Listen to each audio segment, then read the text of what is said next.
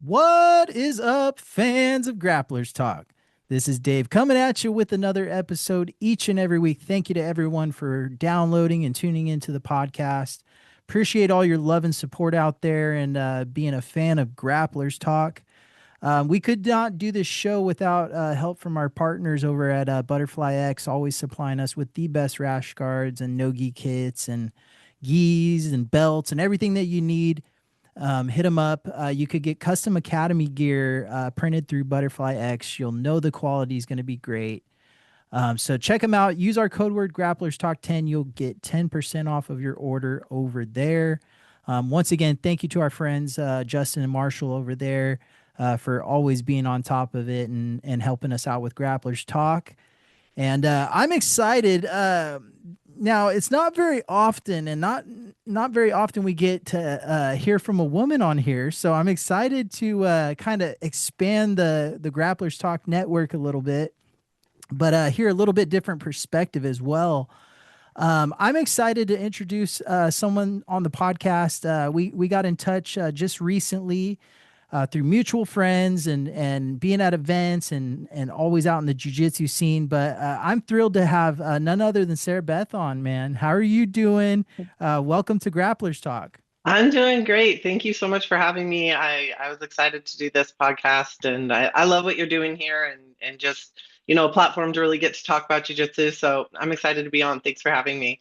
Yeah, thank you for being a part of this, and I'm just thrilled. It's different for people like me who like when I first started jujitsu, there wasn't very many chicks involved or women competing at all. It Yeah. was super rare to see. So obviously that's changed nowadays. You see such high level grappling in the women's division. I thought at CJI, the girls stole the show on this last one, but I always like to hear a different perspective, and I'm thrilled to hear how did you get started in jujitsu? What was the path like, and what made you get involved in it in the first place? Yeah, I have had an interest in jujitsu probably, gosh, for the last call it 13 years. Like 13 Wow. years ago, a friend of mine that a coworker was doing jujitsu, was a blue belt at the time. So, I mean, 13 years ago as a blue belt, he's been doing it for a long time, right?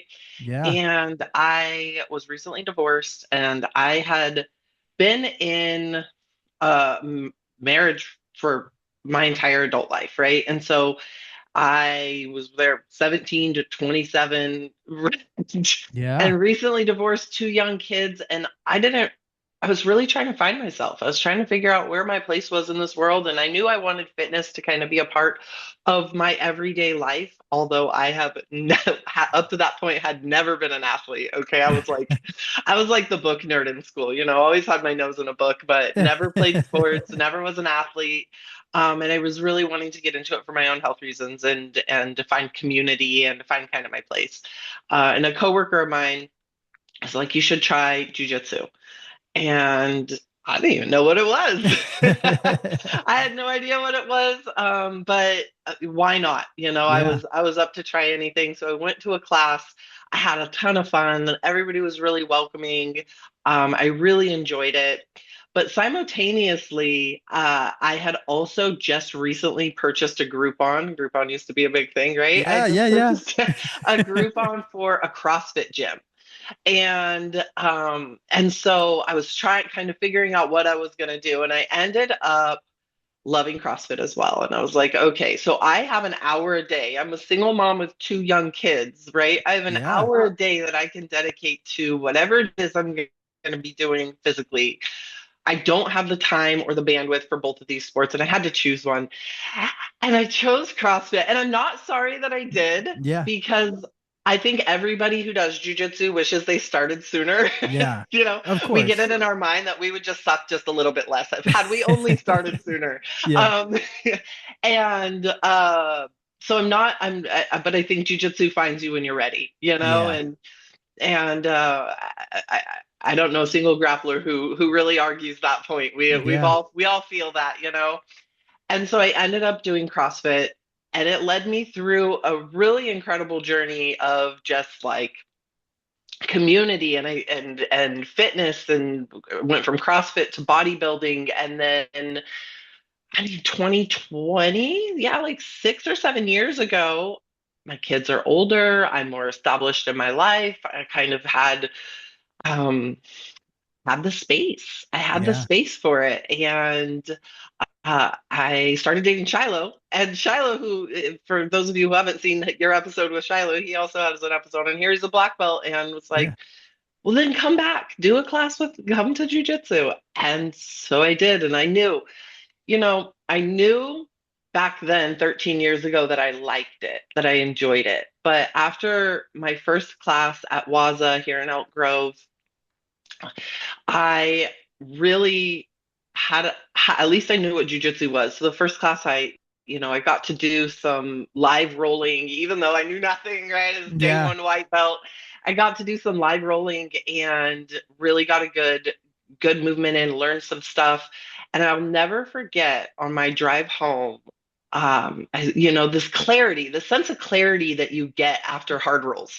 We Yeah. all know what that feels like too. And the drive home, it's no music on. I'm just sitting in the car and I'm recounting it all in my mind. And I'm at the stoplight and I just start crying.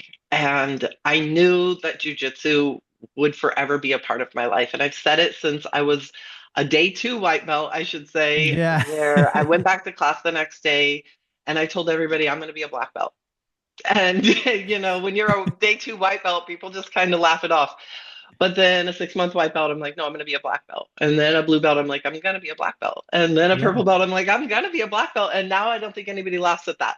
Yeah. But for a long time they did. And I think that it healed a lot of things for me. And I think there isn't still not enough women in Yeah. jujitsu. And 100%. Yeah. I think, I say they should all try it. Just Yeah. try it, right? You'll know after the first class whether you hate it or not. Just Yeah. try it. Because gosh, I get so excited when I see a new girl come to class. We had a brown belt girl visiting the school a couple of days ago on Monday night, and as soon as I saw her, I was like, "Oh, I'm rolling with her." I was so Yeah. excited. And so I just think there's a huge opportunity for more women to join this sport. Yeah. Yeah, but that's You that's how it found me. Yeah. you touched on a lot of pretty cool things throughout that, but one of the main things is like you found it during a time where people were like lost, I felt like, and Yeah. needed something in their life. It Hmm. wasn't just you. There were so many people that, got really deep into jujitsu around that COVID time, around that 2020 time. And Hmm. it really just helps so many people. And you talked about that sense of clarity. Like I don't know how many times I've driven home from a jujitsu session and just no music. You're just No. replaying everything in your head. Yep. Okay, where did I go wrong? Where did I go right? Yep. And those reflections, and you really know when you've been tested as well. And Hmm. like, okay, I was in a bad place. I got to fix that in my game. Hmm. And but it's also too like it can be intimidating for a woman to walk into a gym full of dudes, full of big, like, muscular dudes that are all sweating like crazy, and 100%. crazy looking ears, and all that comes along with jujitsu, the smell, whatever it may be, right? But being able to overcome that, and be able to get into a room where there's not as many women as there is Hmm. men, and Hmm. be able to really embrace the art and embrace the sport is really impactful, and shows what kind of person you are, and what kind of things you're looking to achieve as well. But Yeah. go ahead. The intimidating factor, you hear it a lot for people when the women I know who have never tried it. I'm really good at getting my friends to try jujitsu once, and Yeah. then less successful at getting them to stick with it forever. But for those of them who have never tried it, that's what they'll talk about. It is very intimidating, and I have to really, paint this picture. No, you're not showing up as a woman, a day one white belt female, showing up on the mats, and everybody's just there to kick your ass. Like Yeah. that's not nobody has fun doing that. Nobody wants to beat you up. You Hmm. show up to learn how to play the game and they're going to challenge you and but they're not trying to hurt you. They're not trying to make they want you to come back, right? We want Yeah. this to be a good experience for you so that you come back. But it is intimidating the idea of it, and then intimidating when you first walk in the door, and you'll see a lot of women like approach roles or approach their first couple of days or couple of weeks or even months very timidly in their roles, right? They're not just going for things, they're very timid. And that is piece of that is the intimidation factor, but overcoming that was the healing. And I think that for a lot of women I know in this sport, it was the healing. And I can speak for myself confidently, obviously. I went through my life up until the point of getting divorced. I was just no stranger to violence. I had lived a really violent, very unsettling life up to that point, which I won't dive into the nitty gritties, but I walked around this world kind of scared. I mean, I endured things and experienced things that no woman should ever have to, and that all women are terrified of, right? Hmm. And there's this underlying fear that lives inside anybody who has experienced that it's out there waiting for you again. But also, I think there's this underlying fear in women who have never that, hey, this is a potential thing that could happen. I could be attacked by a man. Right. And what I love about jujitsu, and one of the things I think is so empowering, is when you imagine being attacked by a man, it only exists in your mind. And even when for those women who it has happened to, it only exists as a memory where they had no skill, right? They had Yeah. no jujitsu behind them. And when it only exists in our mind, we terrify ourselves. And jujitsu gives us this, where else can you experience like a safe place to experience the full strength and power of another human, not even just another man, but another Yeah. person, Yeah. and do it in a safe way. And I think more than self-defense, which of course jujitsu is there for self-defense, more than that is the desensitization of overwhelm that happens when you're completely overpowered by another person. And Right. if you can stay calm and collected and clear minded in a situation where you're being completely overpowered by another person, and then pair that with a little bit of jujitsu, ultimately you are in a much better position to protect yourself and to walk around the world more confidently and safe. And jujitsu gave me that. That was where the tears came from after my first day of class, was just no long when the memories of these things that come back to us, you're no longer, you get to be the hero in that memory now. You no longer are the victim in that memory, because now you're like, okay, well, Yeah. if ever, right? Right.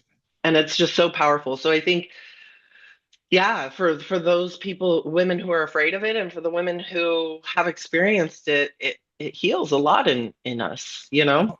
100%. I think it does a lot for men too. Like in a Hmm. sense, like I mean, men are a lot of times closed off, quiet, in a sense, and they don't really get that emotion out in every aspect of their life. So gives men as well a kind of a way out, or a way to get their Hmm. mind off of things, or Yeah, clarity, right? absolutely. But the mental aspect is so important in all of martial arts, right? And Hmm. you got to have a strong mind, and most of the time you don't even have to use your jujitsu in a real life situation once you have it. So Yes. that's one of the best I can't parts. I can't stress that enough. I think jujitsu can give people this false sense of self-defense, this false sense of security and self-defense. But the number one self-defense tactic you should be embracing is get the fuck away. Yeah, Like flee, yeah, right? You're not trying 100. to. If we need to lean into our jujitsu, it's there. But ultimately, I want to get up and get out of there. Yeah, And when you're on the mats, is not to be you know over what I just said, not to cancel that out, but because it is very empowering in that way. But when you're on the mats and like if I'm doing jujitsu with you, I'm playing jujitsu and you're playing jujitsu. Yeah. So there's some level of predictability. Shiloh had done a combatives course for law enforcement, and I went to that. And I'm not in law enforcement, but I went to that with him. And at the end of that, we did 3-minute rolls. And these are big, muscular, meathead alpha men that know no jujitsu. Okay, not the best white belts to roll with, but we did some 3-minute rolls. And I ended up with this guy who probably 220 pounds, muscular, 6 foot tall, big guy, knows no jujitsu. And I'm playing jujitsu. And Yeah. the game he's playing is I'm not getting beat up by a girl today. And it really put in perspective to me like, oh, he's playing a completely different game. I remember at one point I had him in my closed guard, just trying to slow this animal down, right? Just I Yeah. had him in my closed guard, and he has no tactics to get out of my closed guard that he knows. So he grabs me by my waist, one hand on each side of my waist, and just starts vigorously shaking me left and right. And I was like, oh, that's effective. I opened my legs. Okay.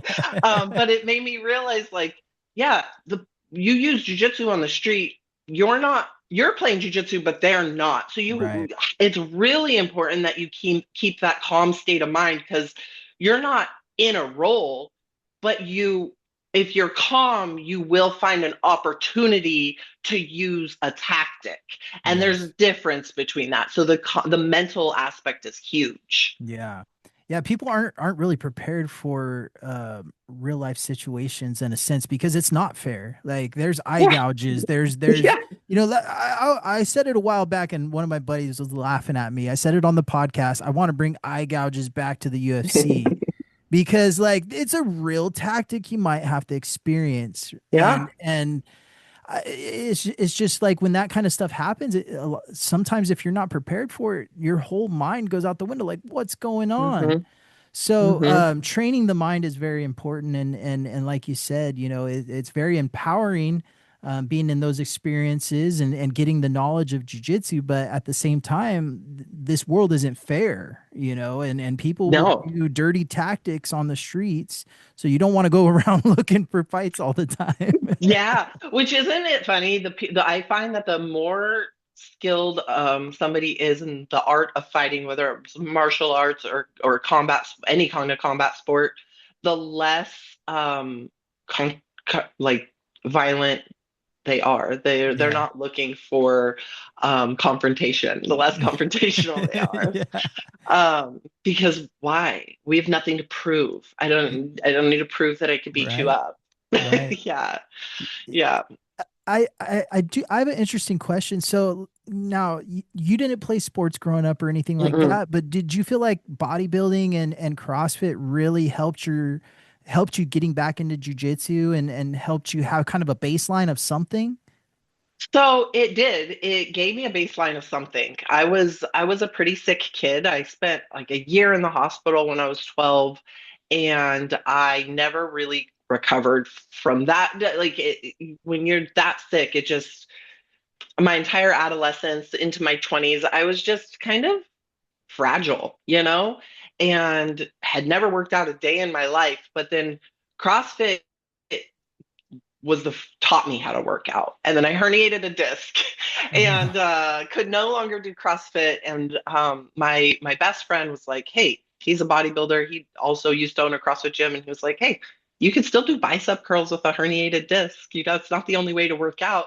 So I started doing bodybuilding. What I think is interesting when we compare bodybuilding and CrossFit and Jiu-Jitsu is how similar the communities are. And so while I think, yes, it gave me a physical foundation, that's the number one thing people say to me when they roll Yeah. with me is, you are so strong. Yeah. I'm like, yeah. It gave me a physical foundation, which has absolutely given me some sort of an edge in my jujitsu. I'm 6 foot tall and I have a lot of muscle on my frame, so I'm heavy. I'm 170 pounds. When I go into a jujitsu competition, I mean, the other girls aren't built like I am at my weight Right. class. Yeah. And just because they're the same weight as me doesn't mean they're the same athletic build or strength as me. So it does give me an edge in strength, but only so much. Technique at a certain point will override it. Strength isn't nothing, but it's also not everything, right? Right. Right. But I think I was really primed to join jujitsu just be the similarities to the communities, right? It's very cult following kind of idea, and very supportive, very encouraging, more so in CrossFit than bodybuilding, but um, the community was easy to slip into because I was already used to communities like it. Um, but I couldn't do both. I still lift. I still train in the regular gym and lift weights every day, 5 days a week. But I don't compete in bodybuilding anymore. I got to a point to where not because of time, but because of how conflicting the sports are, I had to choose one or the other. I Yeah. could either give 100% to bodybuilding or I could give 100% to jujitsu. But when you're competing for bodybuilding, you don't have the energy to be good on the mats. You don't have the calories to be good on the mats. And so that's how you get hurt. And I got what I needed out of bodybuilding, but at the same time, it was taking more than it was giving. And when I lay the two sports out, I'm like, oh, what does IFBB Pro mean? It means nothing to me. Like nobody it literally does not matter. Nobody cares. Yeah. But a jujitsu black belt is a skill that I can take with me forever. And turns out you can still look however you want to look and not step on a bodybuilding competition stage. Yeah. So Yeah. Jiu-jitsu is it's pretty incredible, but it takes a full commitment. Like if you're not fully yeah. committed to it, it is going to take a little bit longer, and you probably will achieve some of the things, but they may just take a little bit longer over time. But jiu-jitsu's it has a unique thing, and it teaches you about yourself, Mhm. and that's what I want to hear is what's like a couple of the main things jiu-jitsu has taught you about yourself. I think the way I overcome adversity is a big thing that comes to mind. Like it's funny that we talk about the clarity you get, the silent drives home. It's such a real thing, Hmm. and one of the things that I always think about is where else, a quote that I say to myself whenever I experience some sort of adversity and how I respond to that adversity on the mats. Yeah. Where else is that showing up for you in your life? An example would be like, I notice that moment that you stop fighting when you're on the mat, that moment you know they've got you in a bad spot, you know they're going after the submission, and you just stop fighting and Hmm. you're waiting for the tap. And I would catch myself doing that. And I'm like, why? Where else is that showing up for me in my life? Where else am I getting to the place, like that line of what I'm capable of and what I can endure, and then choosing to stop, Yeah. right? It's one thing to get to a place in a role where they've tapped you, they caught you. But another thing they caught you because you stopped fighting to escape, right? Hmm. Yeah. And so I noticed little things like that in doing jujitsu. Jujitsu is life. Where you see one thing, you see all things, Yeah. everything's the same. And if you can take the lessons that you learn on the mat and ask yourself that one simple question, where else does that show up for me in my life? I mean, the personal growth and development that comes from that is massive. Oh yeah. And I noticed that a lot. So I would say the way I approach problems has transformed. Yeah. There's no quit in me anymore, Yeah. and we're in a cool sport that gives us the opportunity to step on a competition mat, which will only amplify that zero quit.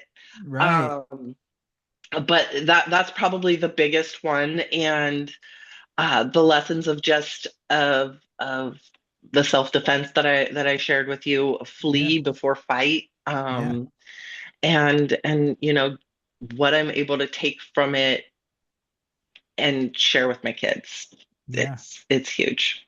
Yeah. it, it's important, and I'm glad you brought up the kids, because like being a mom and Hmm. obviously running a household and everything involved with that, and God bless all the moms out there that still find time to train, but and bodybuilding and working out and everything that you have going on in life, time management can be important, right? And let's Yes. talk a little bit about that, how you manage your time, or how it's helpful for you to manage your time.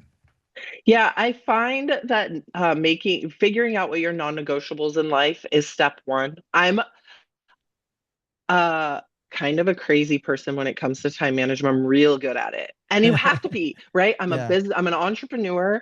I have an entire roster of clients that I'm coaching through their fitness journeys. Hmm. I was a single mom of my kids from the time they were 1 and 3.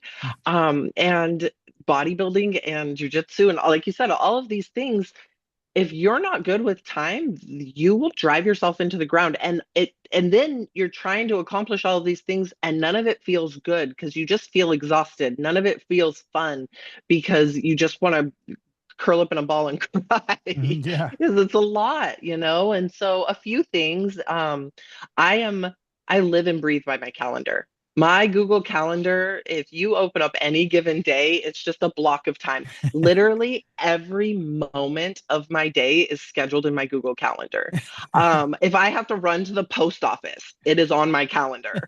And that is just getting into that habit. You know, I'm a big reader. I love to read. So some really great books like Atomic Habits or The Power of Habit. These are some really good ones, to just kind of create these really great habits that set you up for success around time. Um, but I schedule it all, and the first step is knowing what your non-negotiables are. I call it my no matter fucking what list.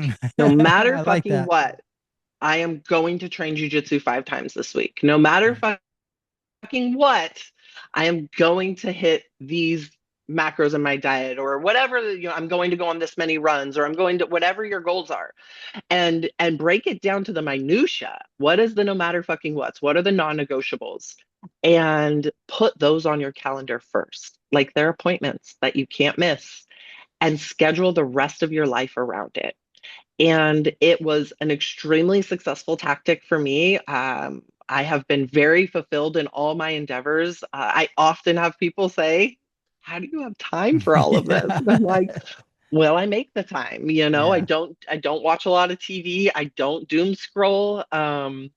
And because there's no time in my day for that stuff. And sure, I can make time for that stuff, but then would I have the time to go to jujitsu? Would I have the time to also go to the gym or to go to my daughter's water polo game? Like, probably not, Yeah. because What is it taken away from, right? exactly, Yeah. exactly. So the calendar is a huge one.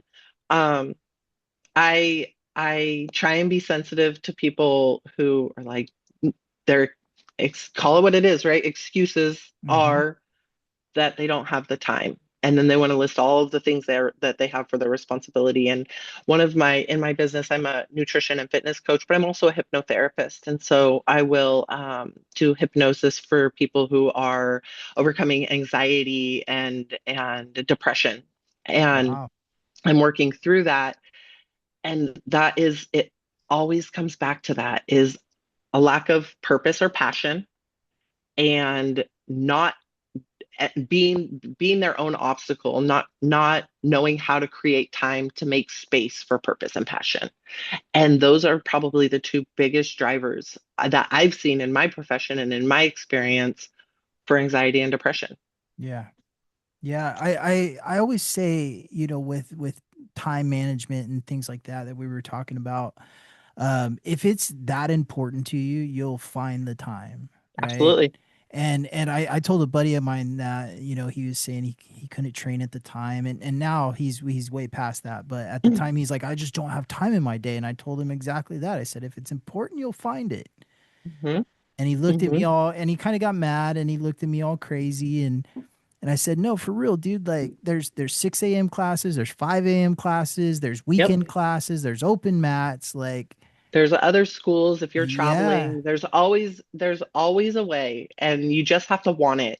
Hmm. That's probably another thing that jujitsu has taught me a lot is what you're capable of when you truly want something. Yeah. Not kind of want it, not like the idea of, but if you truly want something, our ability to create that reality It's is possible. Yeah. so strong. Oh yeah. But you have to fucking want it. You Yeah. can't passively want it. You can't just like the idea of it. You have to want it and you have to be willing to show up for it.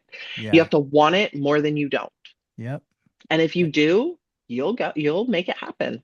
Yeah. Yeah, that's I've never heard a truer statement said on this show. Like it's so true. Like if you really want it, you can make it happen. Hmm. We wake up every day. We got the ability to change our lives for the better, the worse, whatever we want, right? We're in control of this thing. Absolutely. And we live the life we want or we should be, right? Absolutely. I'm like I said, I'm a huge reader. And so, to those of people who are watching this that know me, this will come as no surprise that I'm going to talk about this book, because it was probably the book that changed my life. But I apply it to jujitsu all the time, specifically competition, but even just in the long term of jujitsu. So the book is called Into the Magic Shop. And it is this book about our ability to create our own reality, our ability to manifest, Hmm. not to use the woo woo word. I don't want to scare anybody away with woo woo things, but our ability to manifest the reality we want. And it's a really cool story because it's a true story. It's a short book, it's a fast read, and it's incredibly powerful. But essentially, this kid is grows up to be a neurosurgeon and studies the effects of manifestation on the brain and all of these things. But growing up, when he was a kid, this old woman in a magic shop taught him how to kind of center his desires and manifest reality. And the book is really cool because he's telling the story of how she taught him, but because he was a child when he learned, it's told in a way that even a child can understand. Mm. So it really simplifies manifestation. But I use it on the competition mats a lot because the idea is you don't visualize the path on how you get there. I mean, any black belt you talk to that I've talked to is going to tell you their journey took lefts and rights that they didn't expect. You can't Yeah. know what that path is going to look like. So, marrying yourself to this idea of this is what the path's going to look like, you're only setting yourself up for frustration and probably failure Right. because it's not going to be what you expect.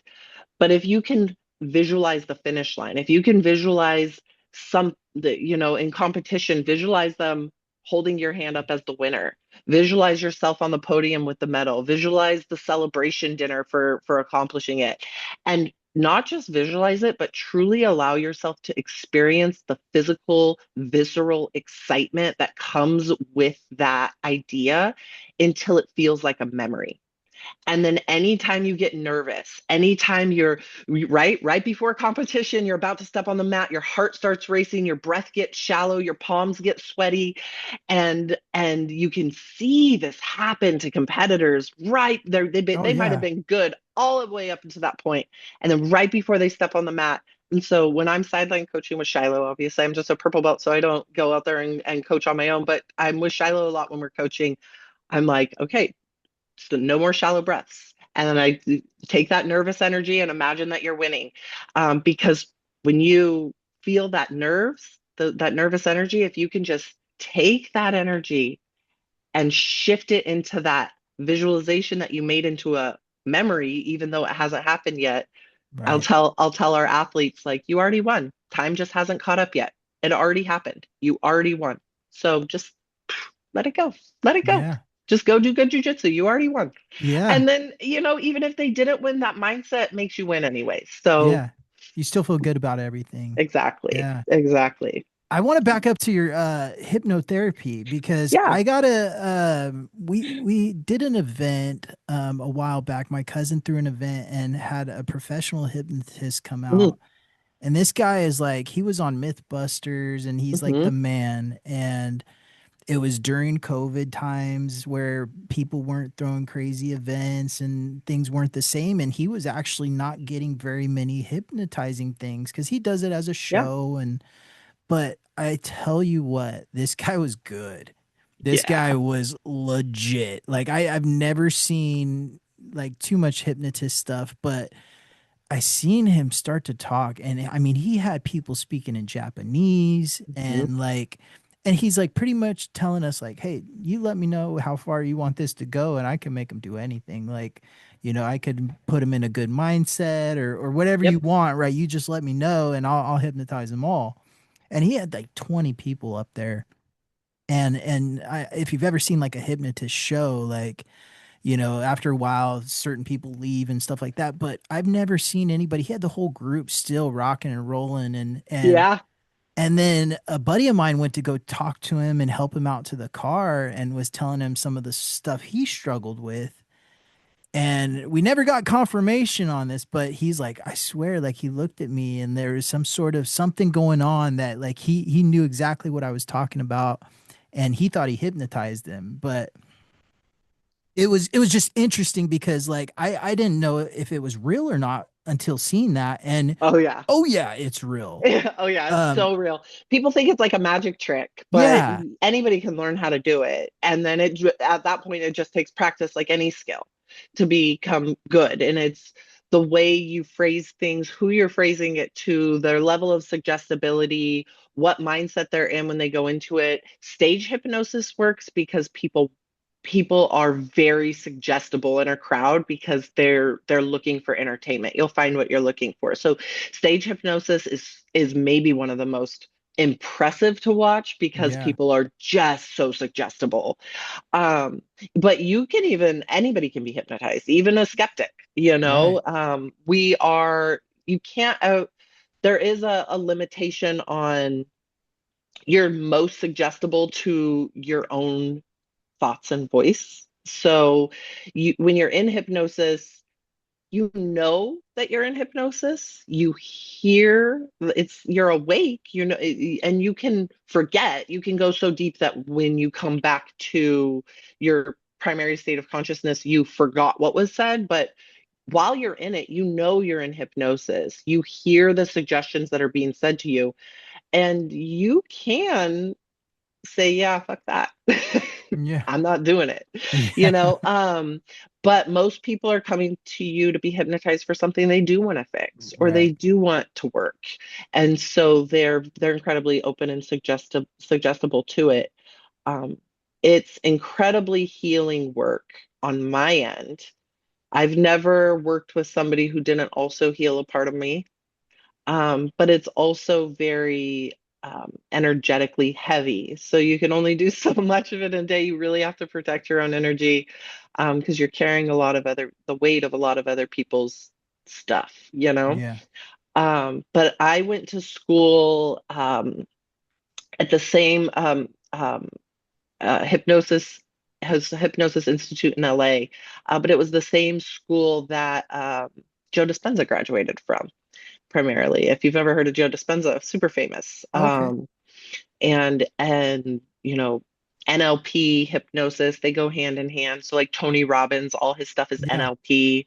And I'm also certified in NLP and hypnosis. But So you hear a lot about people like going to hypnotists to like quit smoking yeah, and super that's powerful. an important one. I've heard tons of people saying it's worked, or either it hasn't worked, or all kinds of Hmm. different things, but a lot of people go for that kind of thing. Hmm. Like how beneficial is it for like a jiu-jitsu athlete to get into hypnosis? Like what are some of the key benefits they can receive from it? Yeah, so competition nerves, just like what I was talking about in the beginning when you first start, just kind of being timid in going for things, like trusting. How many times have you talked to somebody or rolled with somebody who got caught or was frustrated after the roll because they're like, oh, I wasn't sure I knew how to do it, so I didn't even try, that kind of Hmm. stuff. Like trusting your jujitsu to put the effort in and overcoming the mindset of needing to win as opposed to needing to learn. Um, definitely big for the competition anxiety, huge for the competition anxiety, Yeah. and overall mindset. I'm I'm not going to be able to hypnotize you to like download all of jujitsu in your mind. Like Yeah. that's not how it works. Wouldn't that be nice? Yeah. I know some people who would pay for that, but but no, I definitely just like the overall mindset around it. I mean, the mind is a powerful thing, and we are most often the ones standing in our own way of our success. And hypnosis just takes you to a place of in your consciousness that allows you to get out of your own way and Yeah. to see the win. When I was in school, I was still doing bodybuilding and I had a competition coming up. And right at the end of bodybuilding prep, you get really, I mean, your hunger hormones are all messed up. So you can eat and you're starving, even though you just ate 2 seconds ago. Like your fat levels are so low that the hunger hormones are just screaming at you. And it's important to remember while you're in that place, like it doesn't, you could eat a feast right now and you would still be hungry because it's not a physical hunger, it's a mental satiation. But what happened to me was, I'm still in school and I'm at the tail end of my prep and I'm really struggling and just craving McDonald's and Taco Bell, like Yeah, the garbage. worst food ever. And it's just like to the point of self-sabotage, And I was talking to one of my professors about it just casually. And he offered to hypnotize me, just to help. And I was like, absolutely, right? And I'm only like a year into school. I'm no expert, but learning. And I'll tell you what, I didn't, not only didn't crave junk food one single time during the rest of that prep, but my hunger stopped. I didn't feel that crazy ravenous hunger.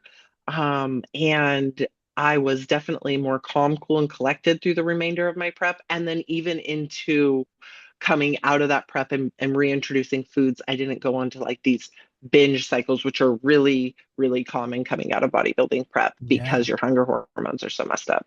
So Right. I mean, it's super powerful and it just lets you get out of your own way and kind of shift your mindset to a place that allows you to be more successful Yeah. at whatever it is you're doing. 100%.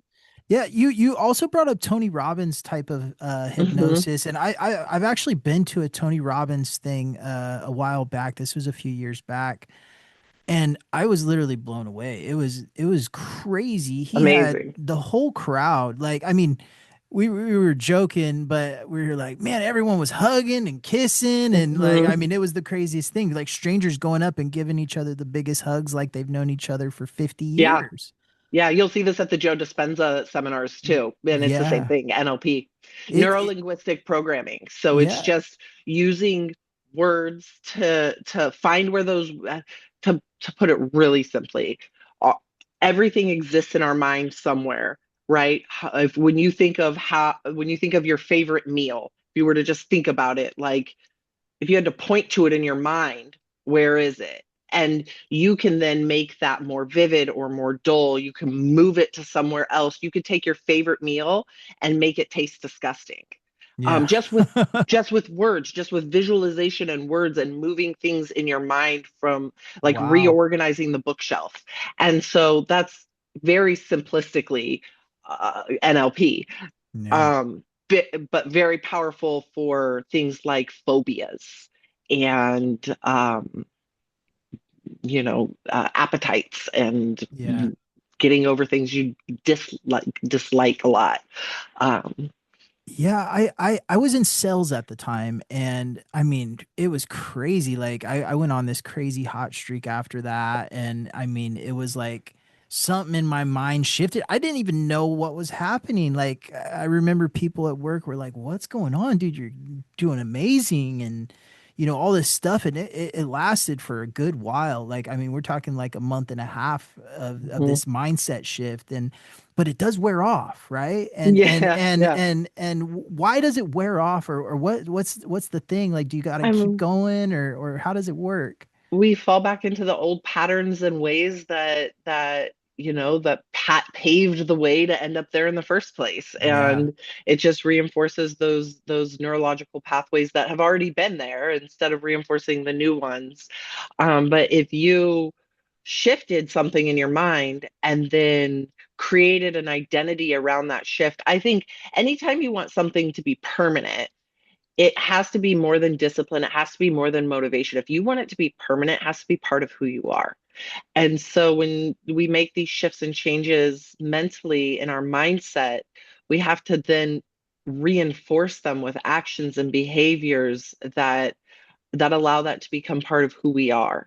Yeah. And then then now you're reinforcing the new neurological pathways as opposed to the old ones. Wow. That's Yeah. yeah, it's powerful. I've seen it, Mhm. and even like I said, the gentleman that hypnotized the crowd, and I Yeah. mean, the we had a coworker in that crowd that was being hypnotized, and he actually did amazing after that, and Yeah. did very well with his career.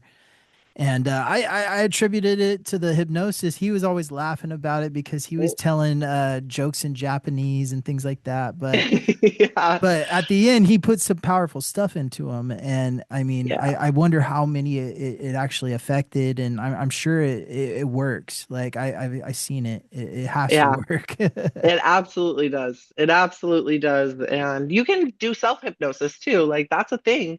You could even go on YouTube and listen to like self-hypnosis pre-recorded, and it ends up being more of like a meditation when you're doing it on yourself, but it's not a magic trick. You know what I Yeah. mean? Like I don't have a magic wand that I'm just like It like feels like it though, right? yeah, It yeah, does it feel does. like it It in a does. sense.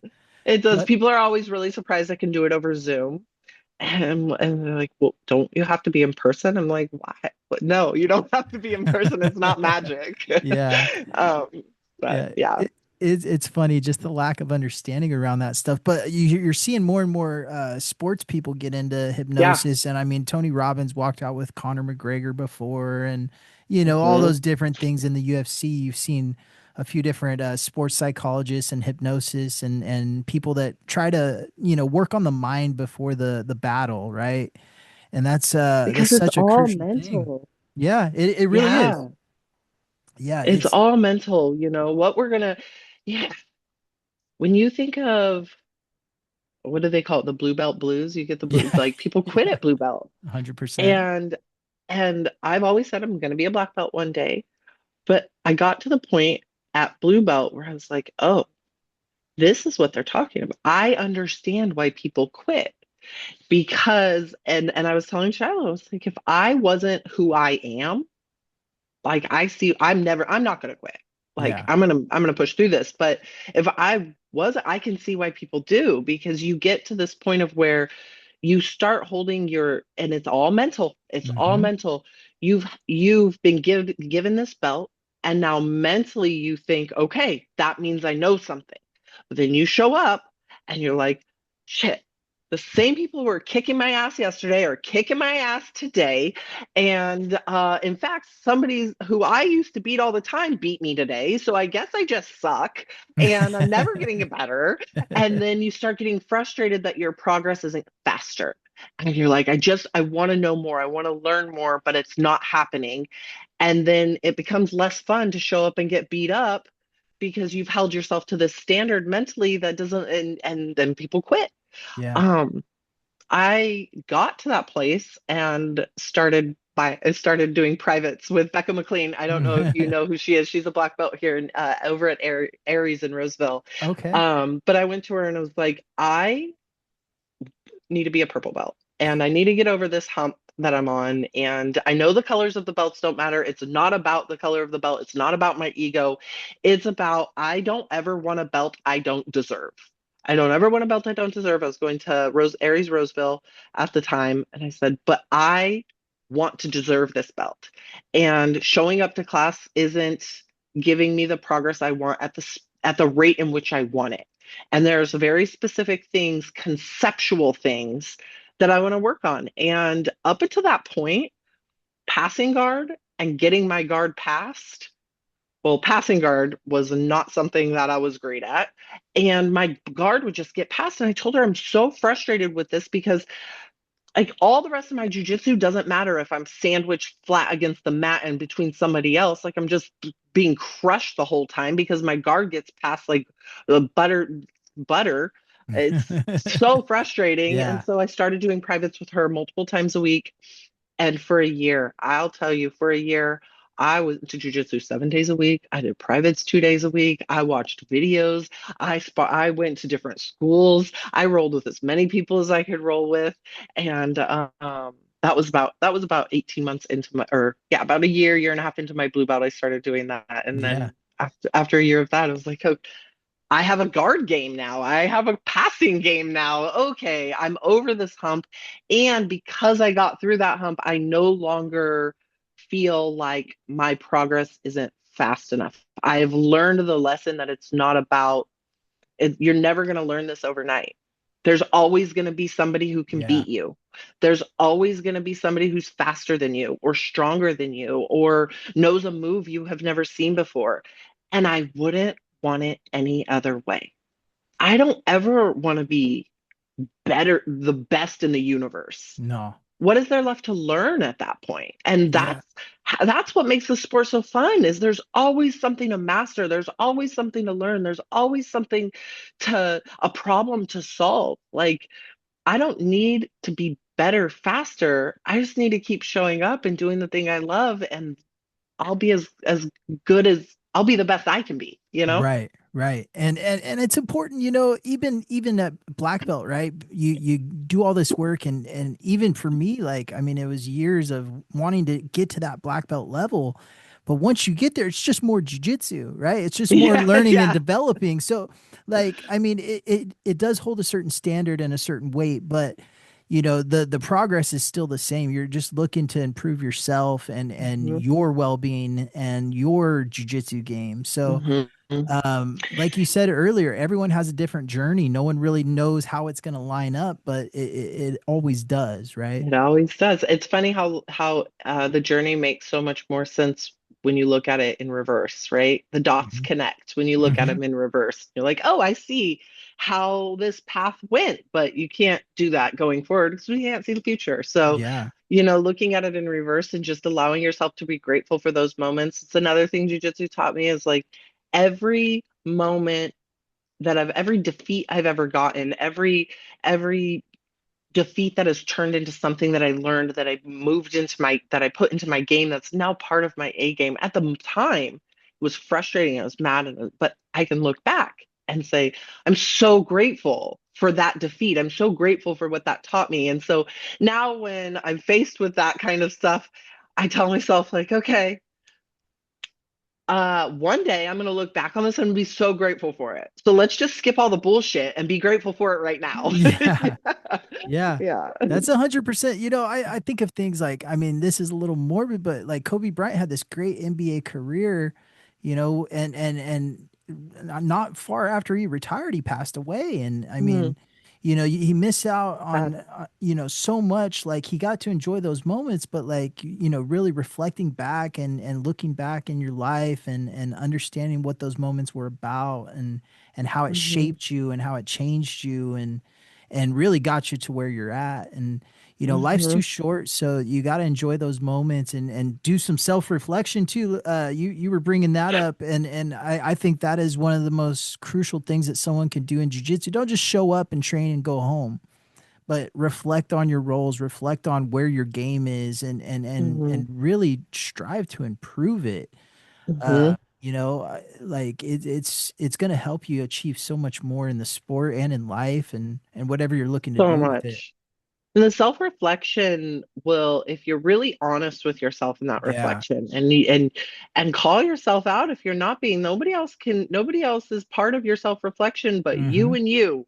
So if you're lying Yeah. to yourself, call yourself out on that and Yeah. be super honest with yourself because if you are, you'll often find where you are standing in your own way, where you are preventing the further progress of your game of your ability to execute this sport proficiently and that self-reflection is it's everything and it's where you're going to learn that jujitsu isn't your the learning isn't linear and you may have an awesome spider guard game or collar sleeve game or you know, pick your poison. Yeah. Awesome.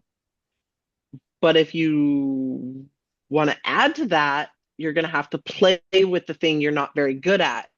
And that's going to lead to a lot of taps and you're going to find yourself in bad positions and be honest with yourself. Are you not really executing in this thing that you want to learn and you want to get better at because you're leaning on the thing you're really good at because your ego doesn't want to get the tap? Your ego doesn't want to be in the bad position. And you see that I can only speak from my experience and I don't mean to blanket statement anybody, but I see it in a lot of men. A lot of men that are just like, no, Yeah. I'm strong and I'm heavy and I'm gonna smash the fuck out of you, even if that means I don't ever my jujitsu education and learning different things is going to be so dramatically slowed down. I don't care. And then you find these people that are just strong and heavy and smashy, but they don't have a lot of technique because they've been Yeah. hiding behind that because they don't want the tap. Their ego won't Mm-hmm. let them have it, you know? Mm-hmm. Yeah, it's very true. Yeah. There's so many men are like that. It's not a blanket statement. That's how us men are.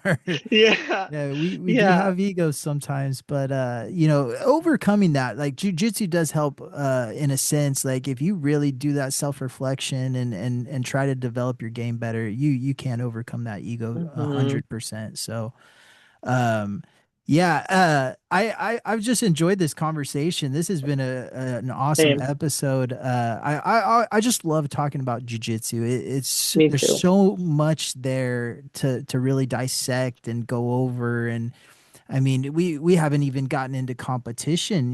Competition Yeah, jujitsu I know.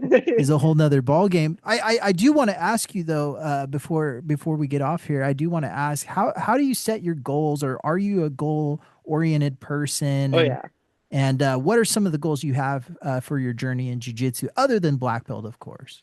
Yeah, so ultimately the ultimate goal is that black belt. I try to not put too much of a timeline goal on the belts. Um, because again, I don't want a belt I don't deserve. I want that belt wrapped around my waist. I don't want to be a brown belt that walks into a room at an open mat that I've never been to and leave having people go, "Brown belt, really?" Like, no, I don't want that. And so I try not to put a timeline on it. I want it when I deserve it. I want it when my skill level reflects it. And so I try and make my goals more skill based, more tactic based, more um, community involvement, growing my community base. Right now, my goals are like one of the goals I have is to compete at every level, at every belt. So I competed at white belt, I competed at blue belt. I have not competed at purple belt yet, but I will. 2 days after I got my purple belt, I tore my LCL. Oh And no. so, yeah, so this has been 2026 has been a year of healing. So, but I also have a goal of doing Master Worlds. I want to do Master Worlds. I haven't done as much competition in Jiu-Jitsu as I have in CrossFit or bodybuilding. I kind of, I kind of needed a break from competition after those two sports. I can Um, imagine. and so for this next part of my jujitsu journey, it's going to be a little bit more competition based, and just it's always just getting out to different schools, getting to roll with new people. I'm always looking for other girls to roll with. So if you're a woman, you're in the Northern California Elk Grove area, come to Waza. I would love to roll with you.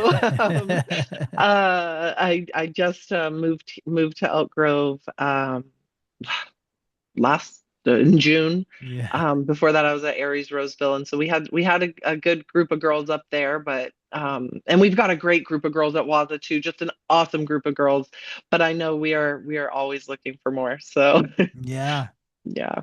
Yeah, I do want to ask you one more thing before we let you go, and it's kind of a different turn, but we've been seeing a lot of I'll just call it like it is, inappropriate behavior Mm. in jujitsu. I don't get to talk to many women grapplers about this kind of stuff, but What do you think is the whole deal behind this? Like, where do you think like we can improve as a community to not tolerate this kind of behavior from high level instructors, right? Hmm. Like that have been exposed on that kind of stuff. What do you think that we could do as a community or as a whole? Yeah, and it's a touchy topic that I have some mixed feelings about because I very much live my life. There's a few things. One is we teach people how to treat us, and I don't ever want to sound like I'm victim blaming anybody because I'm absolutely not. I am all for the safety of women in this sport and the safety of women in general. But what I mean by we teach people how to treat us is one thing I think.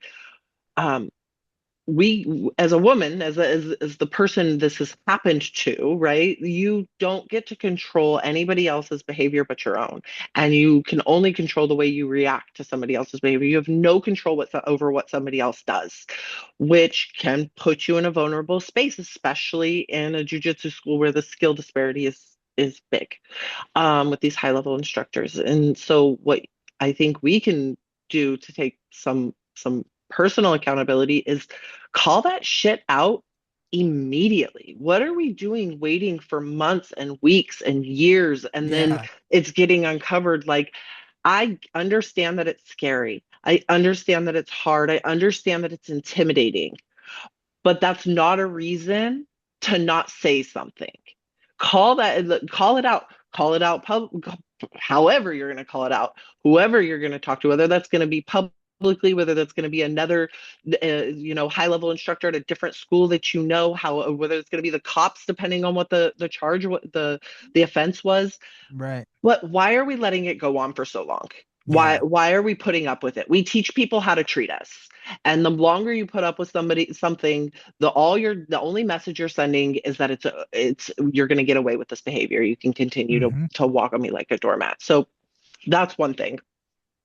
And then in addition to that, when somebody's called out, I mean, I think we're doing the right thing by icing them out of these schools. Like, Yeah.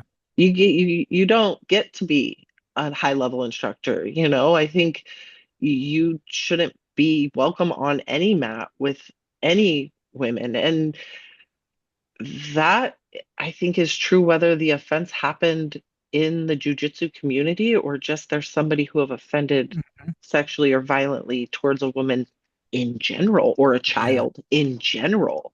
Why are they allowed in these four walls? Yeah. And you've seen some schools handle it really well and other schools not handle it as well. But I think, taking that personal accountability of, yes, I can take responsibility for the part I played in the creation of this reality in that I didn't say something sooner. I didn't say something immediately. Um, so I don't know if that answers your question. I think it's terrible. It's I a think it's a touchy topic, this is right? somewhere.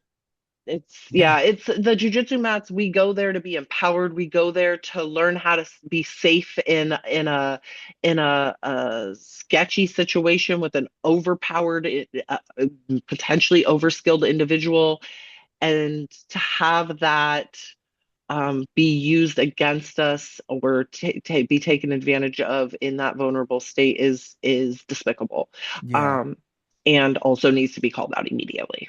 Yeah, it's just so sad, like I mean, Hmm. I hate that like I mean, I hate that it's happening, first of all, but like, I mean, you've seen this kind of like martial arts thing for a lot of years, and years ago this kind of stuff would happen all the time, and Hmm. and now that it's circling and you're getting these high level instructors and they're going to jail and things like that over it, and so many schools are changing affiliations, and I mean, Yeah. it's just crazy to me. Like They I should be going to jail. They should be going to yeah, jail and changing affiliations, you I know?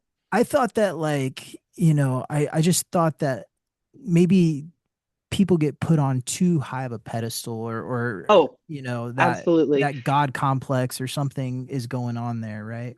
Absolutely. They think they're the shit because well, the rest of the world has this whole community of people essentially, and to use the word lightly, worships the ground they walk on. So then why they can do whatever they want, right? Yeah. In their minds, in the minds of the narcissistic abuser, oh, you as the woman, you're lucky to have my attention. This is a gift for you, right? Well, not if she doesn't fucking want it, Right. right? Right. Yeah. And I mean, this is, like I said, this is true for people who offend violently or sexually against women or children on or within the community or outside of it. I Yeah. know a couple of grapplers, I won't name any names, that I know have done things like go to jail for beating the shit out of their wives. And Yeah. I'm like, I will never be your friend. I'm never going to roll with you. I'm never going to allow your energy into my energy space because you like you're a black belt in jujitsu. How did it make you feel like a big strong man to beat your 5'2" little tiny petite wife up? Like I don't understand. You Yeah. you put her in the hot. You're a black belt in jujitsu. What did you have to prove? You couldn't control your emotions to not. You know what I mean? So, and that didn't happen within the jujitsu community. That's just something I know happened to that individual personally. And I'm like, yeah, you Yeah. will never be somebody in my circle. Like I have no Yeah. respect for you as a black belt or as a human being. And Yeah. that's another way us women can stay safe. Hey, listen, we know who these people are. Let's stay the fuck away from them. If we Yeah. know who these people are, don't roll with that person. Don't chit chat with that person. Don't be alone with that person Yeah. and call it out.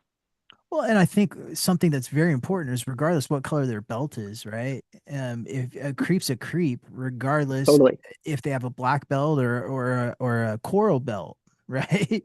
Gosh, and we know you can feel when you're rolling with somebody, you feel that like you know them on a different level after that. We know our intuition is so strong. If somebody gives you the ick or the creeps, you're right. Stay Yeah. away from them. Yeah. Even if you Always have listen to your no gut. reason, yeah, even if you have nothing, no reason to back that up, you're just like, that person is, I don't know, doesn't sit Yeah. right with me. So then don't roll with that person. Don't Yeah. just protect yourself. Yeah. I think that's very important. Call it out and protect yourself, right? Yeah. Be smart. Be Yeah. smart. We Yeah. are we are smart creatures with intellectual minds and the ability to tap into very powerful intuition. So call it out and make good choices. Just keep safe, stay safe. Yeah. Yeah, that's what it's about. That's why we're doing jujitsu, right? To stay safe. Hell yeah, exactly. Exactly. Well, Sarah, it's been a awesome conversation. I really Yeah. enjoyed having you on, and Thank you. it's been awesome getting to hear your story and getting to hear kind of a different perspective of everything and some of what you've gone through. I just appreciate the interview, and I just got to say. Thank you again for being a part of this episode. I always like to give our guests just a few minutes for any sort of love towards their homies, friends, loved ones, anything like Yeah. that. Any shout outs towards your professors or anything like that. But just take a couple minutes. The floor is yours. Oh, thank you. Yes, I have had such an incredible time on this.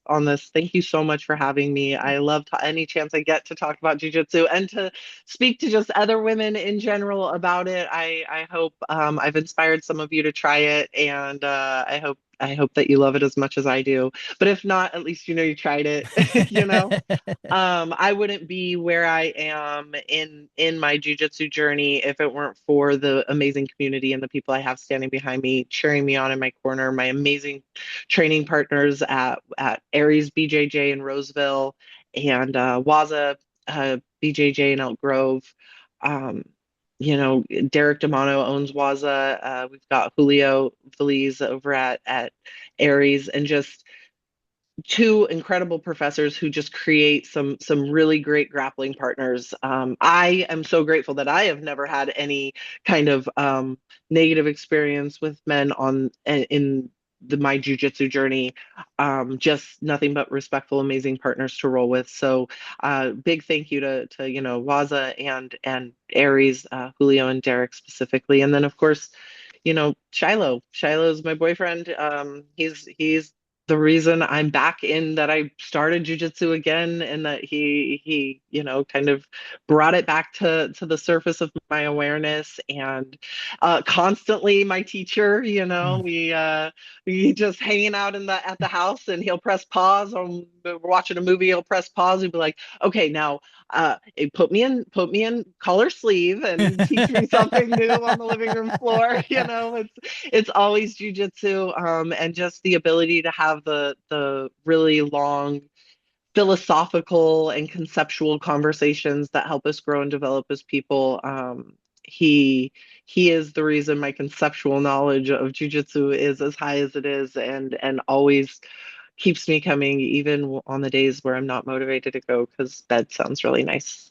Bed, we could go to sleep instead, jujitsu. So, definitely a huge thank you to Shiloh, and yeah, and to you, and all of the whole jujitsu community. I'm super grateful to be a part of it. Yeah, it's been awesome getting to talk to you. If anyone wants to follow your journey or find you online to maybe get some coaching, how do they get a hold of you? Yeah, so I'm on Instagram, and it's just so it's Sarah Beth, but it's SA.RAH.Beth. So you'll find me there, and that's the best way to just shoot me a message on there, or shoot me a follow. I definitely love to follow other female grapplers and their journeys as well. So And also, excited if you to. need to get hypnotized. Yeah, yeah, or need some nutrition coaching, or some Yeah. some physical training. I help a lot of people in the jiu-jitsu community make weight for fights in a safe way that doesn't leave them dehydrated and struggling on the mats, and just make overall, more functional strength. Strength is never a weakness, and in jiu-jitsu, it's not all about strength, but it's a little bit about it. Yeah. And so just getting stronger for the mats. I have several jujitsu clients, both for hypnosis and also for nutrition and strength training. Everything I do is virtual, so I have clients all over the country, and sometimes the world, depending on who crosses my path. But everything's virtual, and just really helping people become the strongest, most confident, competent versions of themselves is my passion. Yeah, that's awesome. Fans, once again, thank you for listening to this episode. You could find us each and every week on Spotify, YouTube, Apple Podcasts, anywhere where you can download a podcast, you can find us. Um, Again, thank you to our great partners over at Butterfly X. Please go check them out. They're truly the best rash guards on the planet.